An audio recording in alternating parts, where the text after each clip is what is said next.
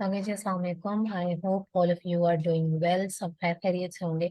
Again very very very important topic, reseller certificate and what's the purpose. अच्छा, अब क्योंकि हम मेजरली बात करते हैं एफबीए होलसेल मॉडल की, इसके अंदर आप सबने एक वर्ड बहुत ज़्यादा सुना होगा, रीसेलर सर्टिफिकेट चाहिए, हमें रीसेलर सर्टिफिकेट चाहिए। ठीक है, जब भी आपने होलसेल मॉडल पे काम करना होता है तो आपको क्लाइंट की तरफ से जो है वो कुछ डॉक्यूमेंट्स की रिक्वायरमेंट होती है। ठीक है, ऑब्वियस सी बात है, आपके क्लाइंट ने एक एलएलसी बनवाई होती है और उसके कुछ डॉक्यूमेंट्स होते हैं जिसके अंदर आर्टिकल ऑफ ऑर्गेनाइजेशन होता है। इसके अलावा जो है वो रीसेलर सर्टिफिकेट होता है जिसको हम सेलर परमिट भी कहते हैं, और भी इसके एक दो नाम है। सेल्स टैक्स सर्टिफिकेट भी आप इसको कह सकते हैं, सेल्स टैक्स परमिट भी आप इसको कह सकते हैं। ठीक है, इसका वर्ड आपने बहुत ज्यादा सुना होगा।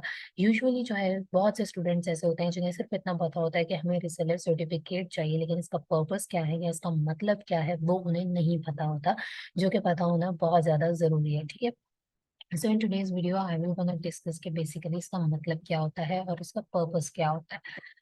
We need reseller certificate when we approach distributors. जब भी आपने डिस्ट्रीब्यूटर को या ब्रांड को अप्रोच करना है तो आपके पास reseller certificate होना बहुत ज़रूरी है। इसके अलावा भी there are so many documents, so many नहीं बट एक दो डॉक्यूमेंट्स और भी होते हैं कंपनी के, लेकिन सबसे ज़्यादा जो ज़रूरी और इम्पोर्टेंट डॉक्यूमेंट है वो होता है रीसेलर सर्टिफिकेट। ठीक है, ये होना आपके पास बहुत ज़्यादा ज़रूरी है। It is used for tax exemption. It is a proof that we are going to resell the products we are purchasing. We will not use those products for our own use.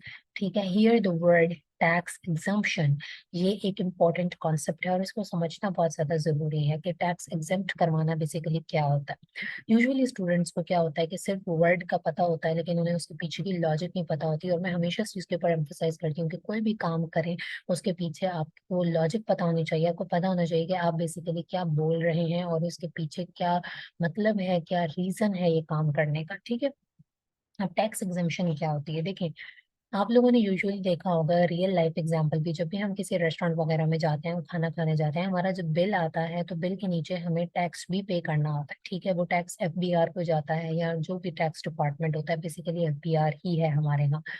अब क्या होता है, जिसको हम GST भी कहते हैं, अक्सर पानी की बोतल के ऊपर भी टैक्स होता है, सही है।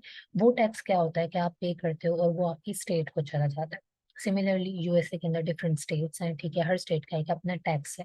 अब यहाँ पे ये होता है कि जब भी आप किसी डिस्ट्रीब्यूटर के पास जाते हैं, आप उसको रिसेलर सर्टिफिकेट दिखाते हैं जो कि इस बात का सबूत होता है कि आप ये होलसेल में जो परचेजिंग करने वाले हैं, आपने आगे रीसेल करनी है, यानी लोगों को फरोख्त करनी है, अपने इस्तेमाल के लिए नहीं रखनी है।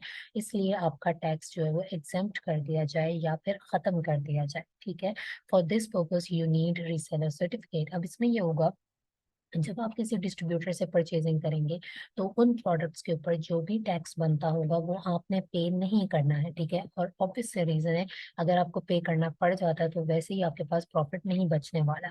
ऐसे इस कंडीशन के अंदर ये होगा कि आप उस टैक्स से बच जाएंगे, आपकी इन्वेंट्री लाइव होगी, आपने प्रोडक्ट परचेज कर ली, अपने अकाउंट के ऊपर लगाई, उस पर सेल्स आई। ठीक है, अब जो कस्टमर है यानी जो एंड कंज्यूमर है जो आपसे प्रोडक्ट ले रहा है वो उस टैक्स को पे करेगा, और ये चीज़ आपको आपके सैलरी सेंट्रल के ऊपर भी शो हो जाती है। वहाँ पे पता लग जाता है कि जी इतने की प्राइस थी जिसमें आपने प्रोडक्ट को सेल किया है, और इतना उसके ऊपर टैक्स था जो कि आपके कस्टमर ने जो है वो पे किया, और वो जो है डायरेक्ट स्टेट को टैक्स जो है वो चला जाता है। ठीक है, so this is basically the reason that why you need reseller certificate. It is a very very very important document.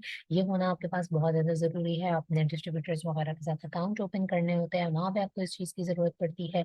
और उसके अलावा क्या होता है कि आपका जो है वो टैक्स एग्जम्प्ट हो जाता है। इसके अलावा एक कंपनी प्रूफ के तौर पे भी आपके पास ये डॉक्यूमेंट होता है कि आप एक कंपनी से बिलोंग करते हैं, आपकी एक प्रॉपर कंपनी है, ठीक है, एग्जिस्टिंग कंपनी है, उसका ये रिसेलर सर्टिफिकेट है वो आपको दिखाना पड़ता है। एंड 99% 99.9% आपको जो है वो ये डॉक्यूमेंट रिक्वायर्ड होता है। So this is reseller certificate, or you can say sales tax permit. There are many names for this thing, but इसका जो बेसिक पर्पस होता है वो क्या होता है, टैक्स एग्जेम्प्ट करवाना या फिर टैक्स को खत्म करना। So I hope so that now you know the purpose of using reseller certificate. It's not just for taking approvals. Basically, it is for tax exemption. Thank you so much.